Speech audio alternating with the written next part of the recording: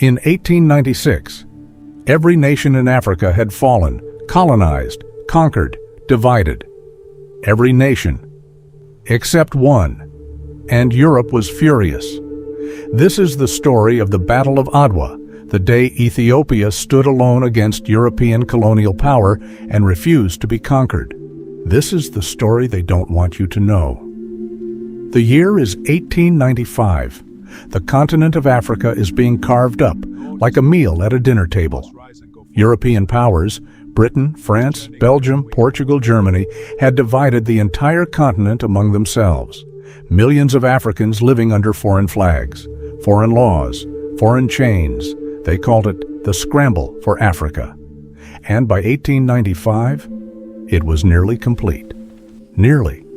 Because deep in the Horn of Africa, in the ancient mountain kingdom we now call Ethiopia, a people had refused to bow, refused to submit, refused to be colonized. And one country was about to make them pay for that refusal. Italy. Italy was the newest colonial power in Europe. Hungry, ambitious, desperate to prove itself on the world stage. They had already taken small pieces of territory along the Ethiopian coast. And now they wanted more. They wanted all of Ethiopia. In 1889, Italy had tricked Ethiopia into signing a treaty. The Treaty of Wuchale, Italy's version of the treaty, said Ethiopia was now an Italian protectorate, a possession, a colony. Ethiopia's version said no such thing. When Emperor Menelik II discovered the deception, he was not afraid, he was not desperate, he was not broken, he was furious, and he began to prepare. Menelik II was not an ordinary king, tall, commanding, deeply intelligent, a man who had spent his entire life preparing for exactly this moment. He had been quietly stockpiling weapons for years, buying rifles and artillery from France and Russia, while Italy thought he was unprepared. But Menelik did not prepare alone. Beside him stood his wife, Empress Taytu Betul. Fierce, brilliant, uncompromising. It was Taytu who first refused to accept the Italian treaty.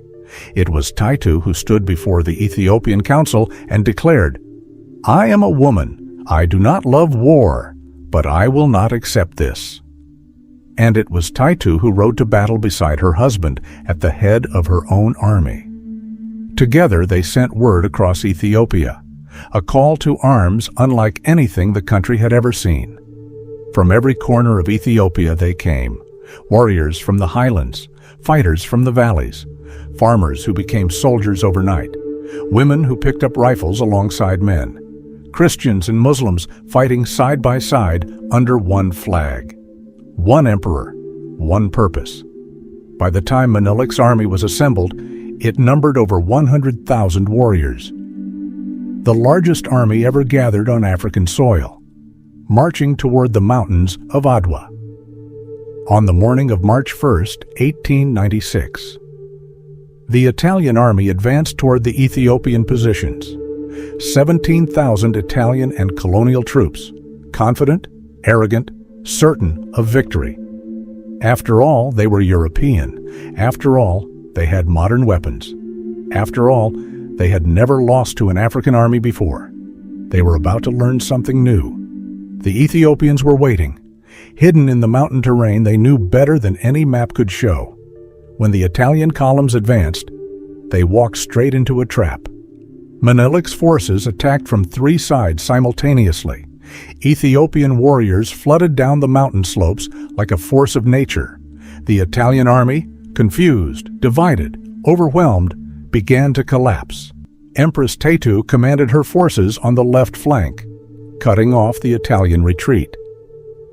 Menelik rode through the battle lines, rallying his warriors with his presence alone.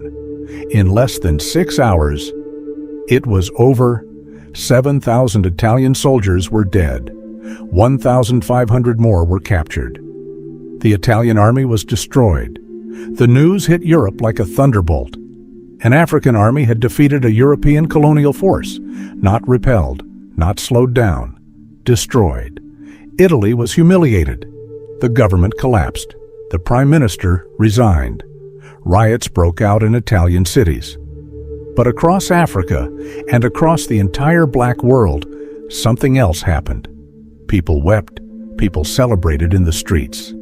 Because for the first time, an African nation had proven on the battlefield that colonization was not inevitable, that African people could fight back and win. Ethiopia remained free, the only African nation to successfully resist European colonization and remain independent through the entire colonial era.